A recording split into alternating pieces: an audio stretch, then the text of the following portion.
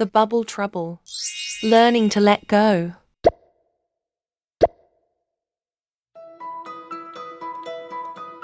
Lily loved blowing bubbles. They sparkled, they floated. But then, a bubble burst. Oh no! That was my favorite. She stomped her foot, crossing her arms. Not fair. It was supposed to go higher. Her face got hot.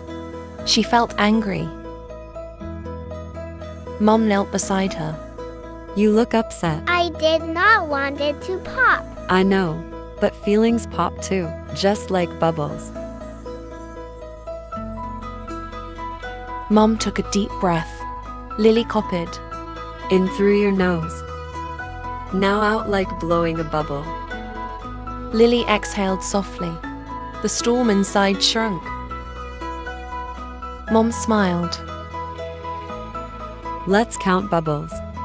1, 2, 3. Bubbles popped. Lily frowned but kept going. 4, 5, 6. Her hands relaxed.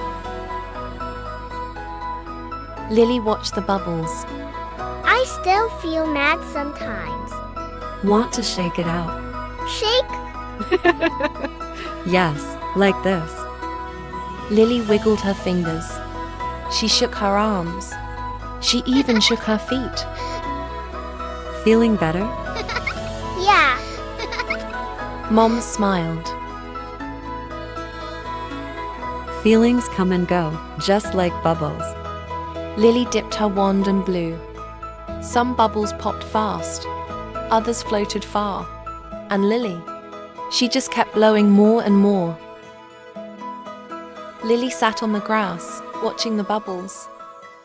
She felt lighter. She might feel mad again. But now, she knew how to let go. And that made her smile. Bubbles pop, but we can always blow more. Feelings do too.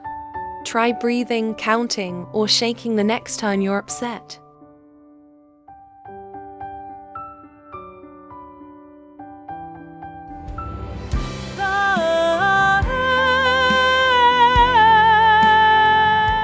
Like and subscribe.